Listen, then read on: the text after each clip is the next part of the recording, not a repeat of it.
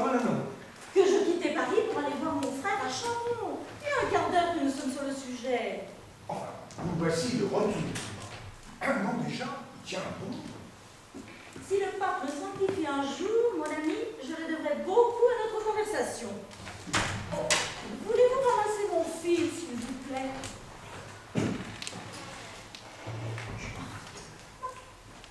Ah non, et vous ne vous êtes pas ennuyé loin de moi. Je me suis ennuyée loin de vous, monsieur. Mais pas de vous. Je ne m'ennuie jamais d'un homme. Merci Je beaucoup. m'ennuie de la vie, et c'est bien pire. Merci beaucoup.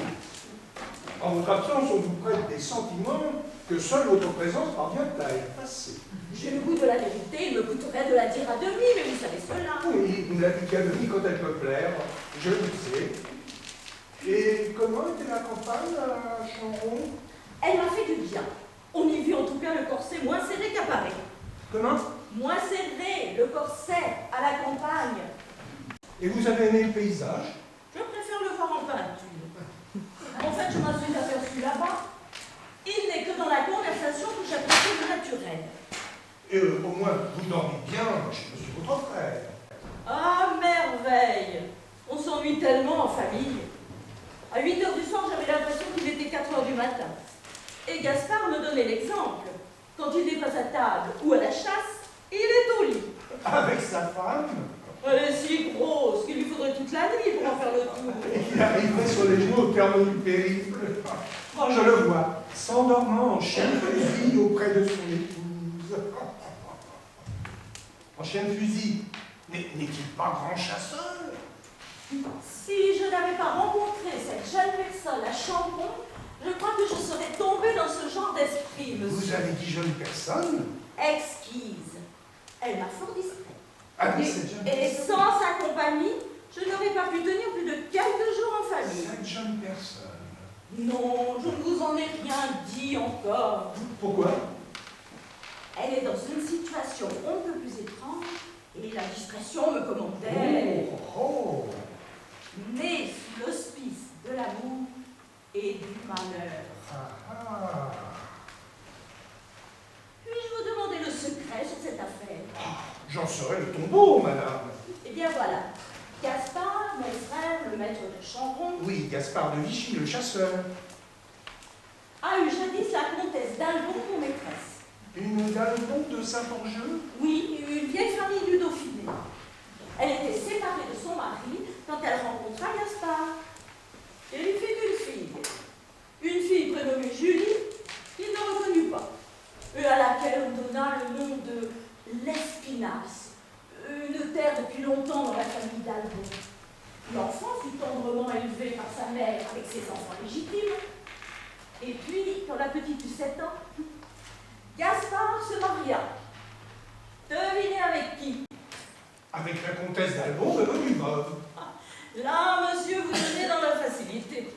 Non, avec Diane d'Albon, la fille aînée, et elle légitime de sa maîtresse, qui perdit son amant de ce fait, tout en trouvant un gendre. Jour de Dieu. Du coup, Julie se retrouve à être la belle-fille de Diane, sa demi-sœur, épouse de Gaspard. Comment? Je vous dis que la demi-sœur de Julie devint sa belle-mère. Vous suivez? C'est un peu loin, mon ami. Oh. Ce n'est pas tout. Belle-fille de sa demi-sœur, Julie devint en même temps belle-sœur de son père. Et Tiens. puisqu'il venait d'épouser sa demi-sœur. Tiens. Oh, il ne faut pas être distrait, je sais. Moi-même, quelquefois, quand je récapitule, je ne voulais que vous donner une idée de la position compliquée de cette jeune fille au sein de sa famille. Je devrais dire ma famille, puisque Gaspard étant mon frère, sa fille est donc ma nièce. Ah oui, là je m'y retrouve.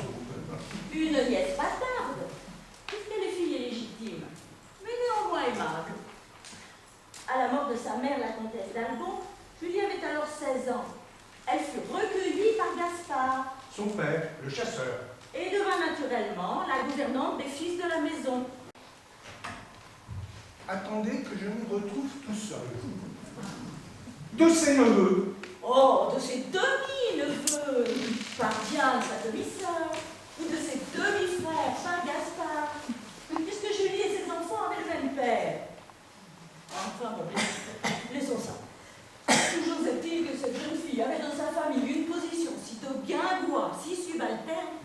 qu'elle songeait, lorsque je fis sa connaissance, à ensevelir sa jeunesse sous le linceul épais du cloître. Oh!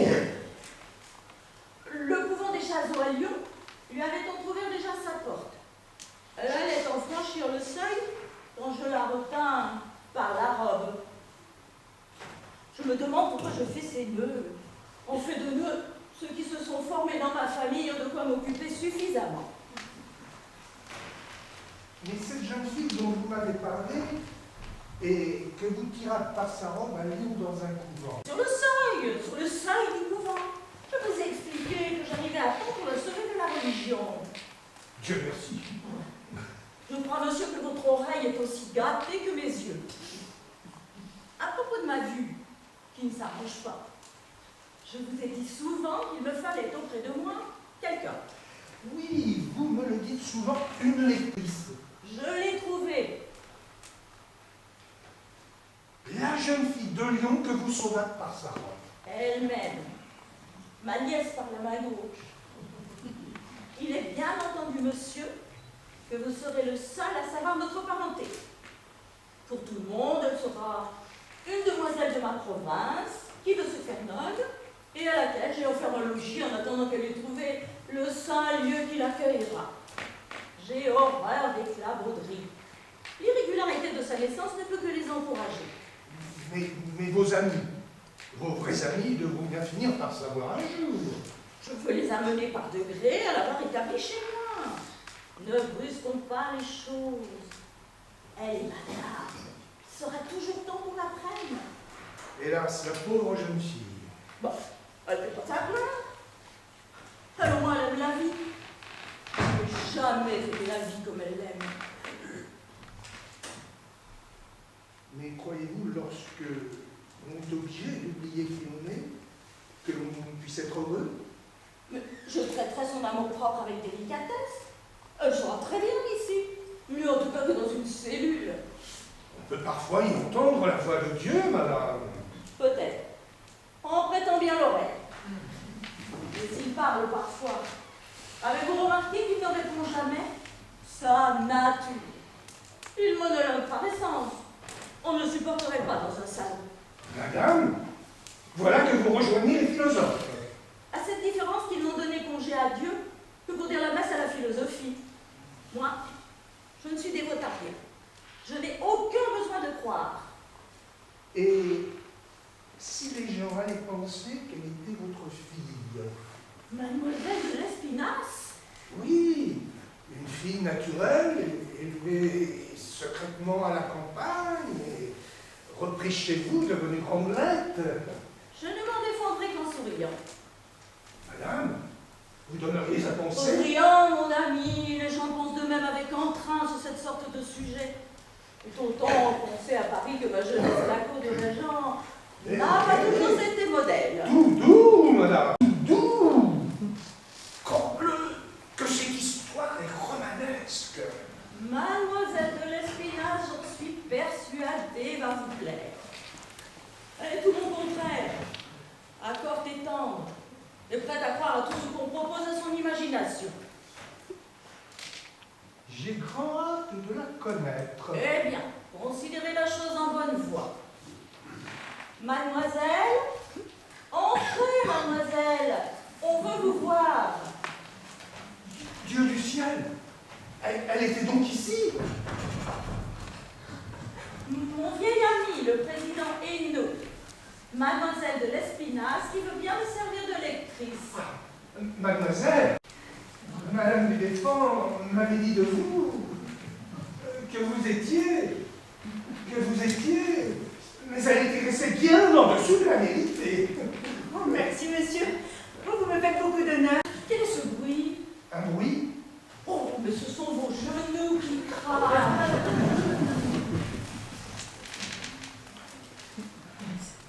Voilà des années que je conseille au président d'aller prendre les eaux à Forges. On y guérit de tout. Surtout de ce que l'on n'a pas. En 42, j'y suis allée avec la Pékini. Sauvez-vous d'un rien. Mais si, je m'ennuyais chez moi. À propos de la Pékini, savez-vous qu'elle vient de trépasser? Oui, je l'ai appris.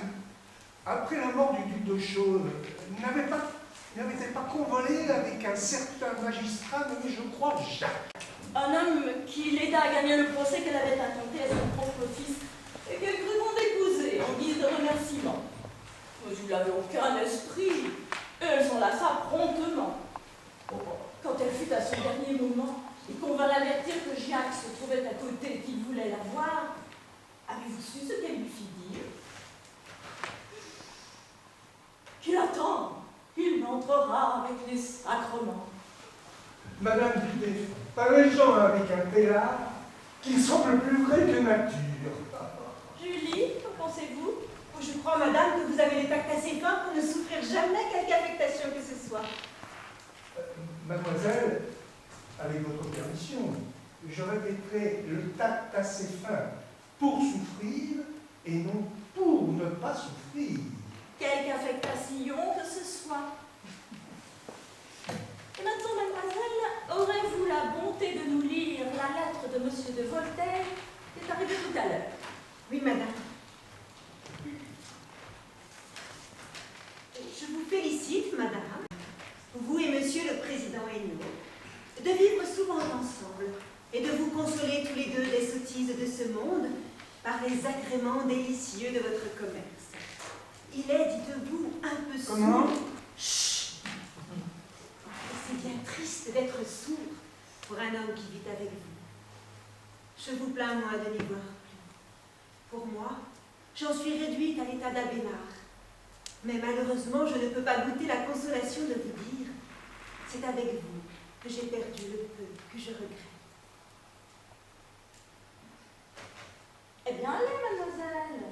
Il me reste pourtant la consolation de voir verdir mon herbe et croître mes moissons. Je vous demande bien pardon, madame, de vous parler ainsi d'un plaisir qu'on goûte avec les yeux, vous qui ne connaissez plus que ceux de l'âme. Je vous trouve admirable de soutenir si bien votre état. Vous jouissez au moins de toutes les douceurs de la société. Il est vrai que cela se réduit presque à dire son avis sur les nouvelles du jour. Il n'y a que les goûts et les passions qui nous soutiennent dans ce monde. Vous mettez à la place de ces passions la conversation et la philosophie. Et moi, madame, j'y mets le tendre et très respectueux attachement que j'aurai toujours pour vous. Je souhaite à votre ami la santé et je voudrais qu'il se souvinte un peu de moi. Le galantin. Comme vous lisez bien, mademoiselle. Il n'y a pas de mérite avec une si belle lettre, monsieur. Je vous l'avais prédit, monsieur. Oh, madame, vous êtes si bonne. Je suis charmé. Eh bien, on me l'aura eu au moins une fois dans ma vie. Mais je crois qu'il serait temps de passer au salon. Nos amis ne vont plus tarder. Qu'avez-vous, Julie? Vous semblez toute pâle. Je suis intimidée, madame. Oh. Mais il n'y aura que des habitués, une douzaine de personnes, mis à part Monsieur Turgot, que vous avez tout récemment fait nommer maître des requêtes au Parlement, et un Anglais, le vicomte de Taves, de passage à Paris. Mais ne vous tourmentez pas, ma reine. Il vous suffira d'écouter et de sourire finement à ce qu'on vous dira, car ce n'est peut-être qu'aimable. On ne vous en donnera pas plus pour aujourd'hui. Mais je serai près de vous, madame. Oui, juste un peu en retrait de mon fauteuil. Ainsi, je vous protégerai des questions trop indiscrètes. Eh bien alors, votre grand monsieur.